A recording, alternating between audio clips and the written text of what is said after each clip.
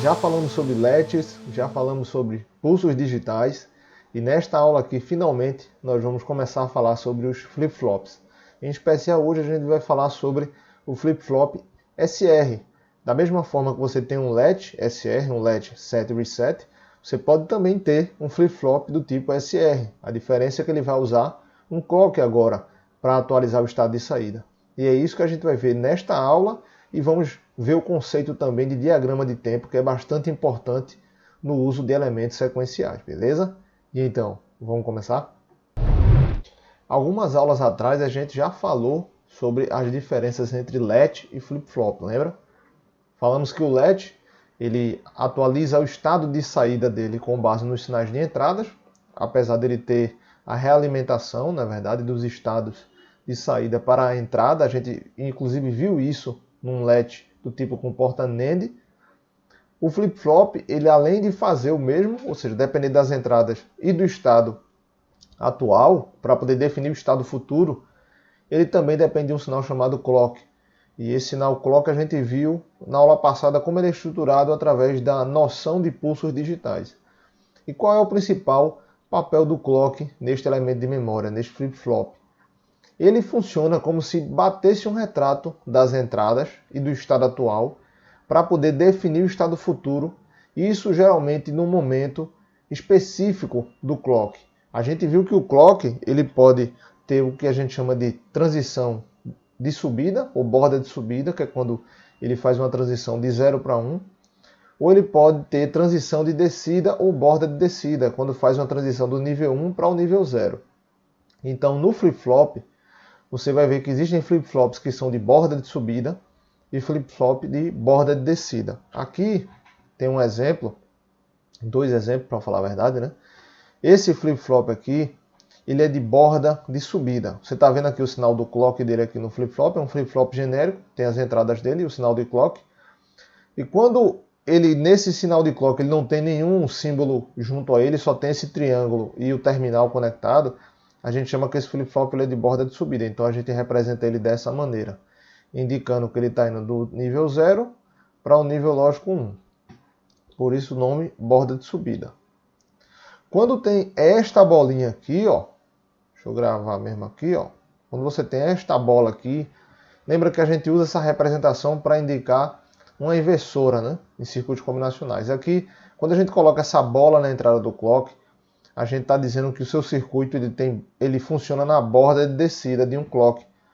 Ou seja, a saída ela vai ser atualizada, o estado de saída do flip-flop vai ser atualizado nos momentos de borda de descida e aqui nos momentos de borda de subida. E como é feito esse processo de atualização? No momento da transição, seja borda de subida ou borda de descida, o flip-flop ele vai observar as entradas, vai observar a saída e vai definir qual é o estado futuro. Isso sempre sendo realizado de forma síncrona, que a gente chama, é sincronizado com a borda do clock. Então, todo flip-flop, quando ele funciona através de um clock, a gente chama de sincronia. Sincronia com o clock, ou com o relógio, né? Um dispositivo que não funciona na base de sincronia do clock, ele é assíncrono. Então um LED ele é assíncrono. Sincronia com o clock seria o flip-flop, né? E o seu LED ele seria um elemento assíncrono. Ou seja, ele não está sincronizado a nenhum elemento que gere um certo comportamento periódico, porque aqui o seu flip-flop, a cada transição, seja ela de subida ou de descida, dependendo do tipo de transição que ele está sensível, a borda, né, que a gente chama, ele vai fazer uma análise das entradas e do estado atual para definir o estado futuro. Aqui nós temos o flip-flop SR, o flip-flop Set Reset. Repare que ele tem os terminais de Set Reset, o Q e o Q barra e o terminal de clock. O que você está vendo aqui, essas formas de ondas quadradas aqui, é o que a gente chama de diagrama de tempo. ou se você for procurar em algum livro em inglês, você vai encontrar como Time Diagram. Então, o diagrama de tempo, ele informa o comportamento das entradas, clock e a saída ao longo do tempo. Você tem um instante t igual a 0, seria o instante inicial, e os instantes de tempo, que geralmente a gente utiliza como base as transições do clock. Então aqui seria o seu instante de tempo T1, aqui seria o seu instante de tempo T2, isso para elementos síncronos. A gente vai ver mais na frente que existem entradas assíncronas nos flip-flops, dependendo do tipo de flip-flop, que esses instantes de tempo podem mudar para a gente fazer a análise. Quando você está trabalhando com um elemento síncrono, você geralmente utiliza o clock como referência de tempo para definir quem são esses instantes de tempo. Então aqui você tem um flip-flop SR, ele é de borda de subida, repare aqui, para identificar, então ele é um flip-flop que ele funciona na borda de subida, quando vai de 0 para 1. E aqui eu tenho o meu clock, seguindo de referência, as minhas entradas S e R, e eu quero saber qual é o comportamento do meu Q. Tá aqui o Q, ó. Como seria o comportamento do meu Q ao longo do tempo, avaliando justamente esse comportamento do clock e das entradas para definir meu estado futuro. Vamos supor inicialmente aqui que seu estado inicial ele seja igual a 0. Inicialmente ele está igual a 0. Então aqui no instante tempo T0, nesse ponto aqui, ele vai estar igual a 0. O que acontece? Como ele é um flip-flop e ele funciona em sincronia com o clock, você só vai avaliar o estado das entradas e do estado atual no momento da transição do clock. Então, os pontos que você vai avaliar são justamente essas bordas aqui, ó, porque como ele é borda de subida, eu vou avaliar nas bordas de subida, que são esses momentos aqui. Então, como é que ele vai ficar a saída aqui, né? A saída vai permanecer em 0 até quando chegar na transição, ele vai fazer uma avaliação da entrada do estado atual.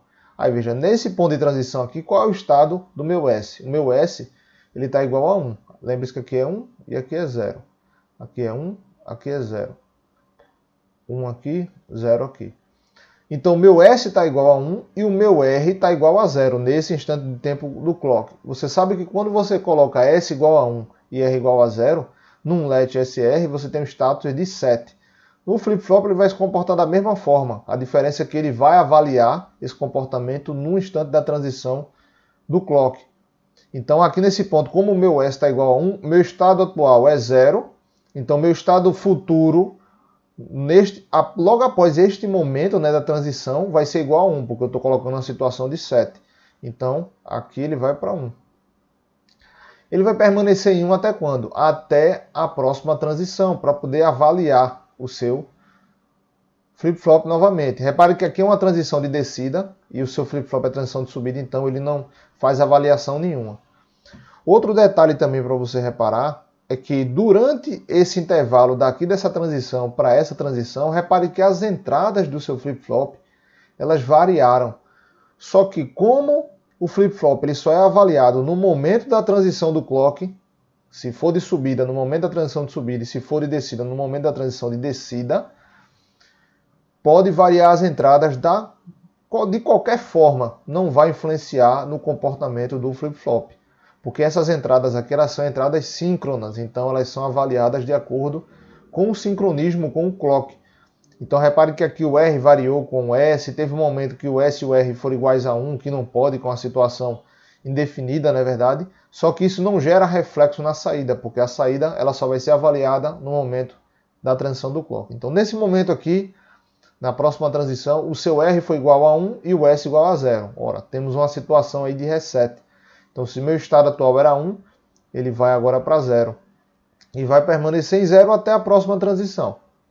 Nesta próxima transição, o S está igual a 1 e o R está igual a 0. Então ele vai para uma situação de 7 e vai permanecer até a próxima transição. Repare que nessa transição aqui, o R é igual a 1 e o S é igual a 1 também, o que seria uma situação de estado indefinido. E como isso é representado em um diagrama de tempo? Geralmente você vai encontrar essas representações da seguinte maneira. Você vai ter como se fosse uma caixa representando um estado indefinido e geralmente fica assim achurado. dizendo que não tem estado definido nesse momento. Quando isso aqui seria reavaliado? Seria reavaliado na próxima transição, né? Se eu tivesse uma próxima transição aqui, o seu flip-flop seria avaliado nessa transição. Mas lembre-se que isso aqui é com o passar do tempo, e isso o flip-flop vai funcionando de acordo com a sincronia do seu clock. Então vamos para cá, para a tabela da verdade, para a gente fechar o comportamento do seu flip-flop. Como ele é borda de subida, então vai ser avaliado entrada, que é SR, e o estado atual, no momento da transição do clock. Então aqui vai ser no momento em que você tiver uma borda de subida. Então, em todos esses instantes que você tiver borda de subida, vai ser avaliado o seu estado de entrada e o estado atual. Então, a gente já viu que isso aqui chama de estado de repouso, na verdade. É a mesma tabela do seu LET SR. A diferença aqui é que ele está trabalhando em sincronia com o clock. Então ele vai ser considerado como se fosse um flip-flop. Aqui é o chamado estado de reset. A gente já viu, porque o R é igual a 1.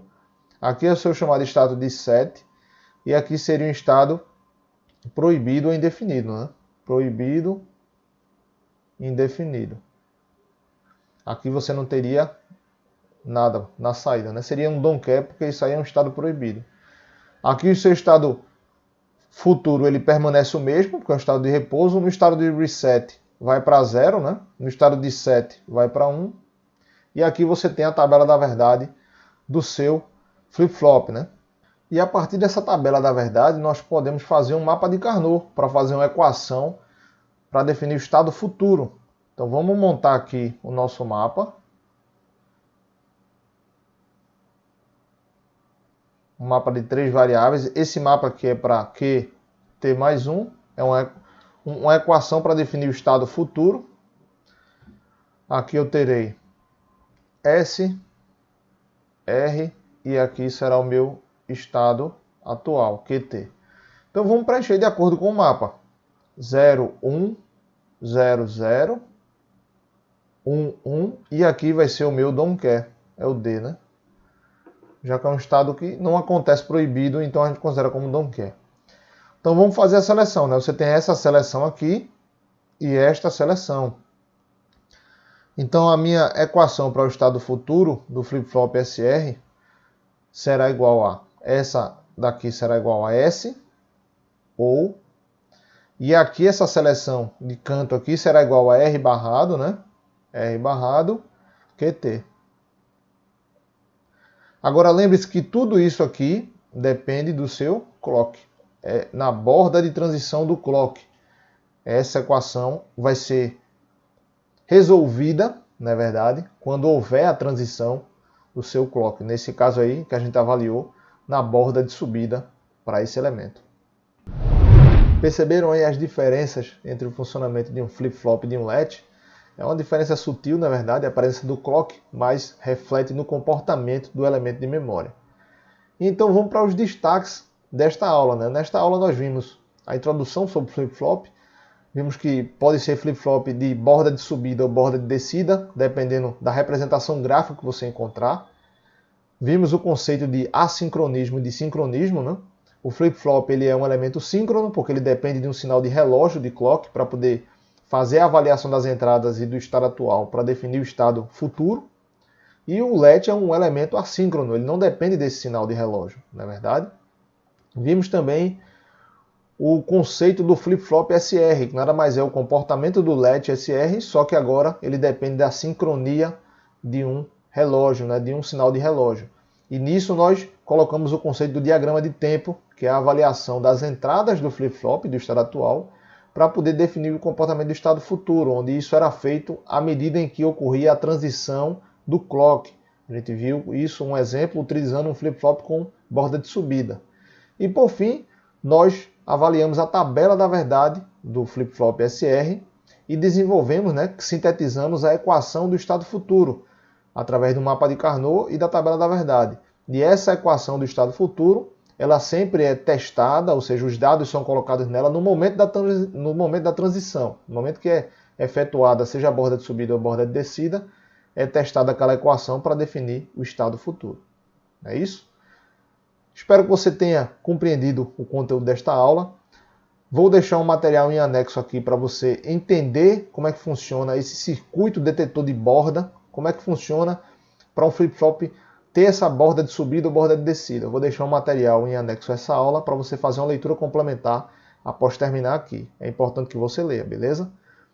Eu espero que você tenha compreendido todo o conteúdo desta aula. Se você não se sente seguro ainda, reveja antes de avançar para a próxima aula, onde nós abordaremos outros flip-flops que vão ter funcionamentos diferentes ou similares, dependendo do tipo de flip-flop. Vejo vocês então na próxima aula. Até mais.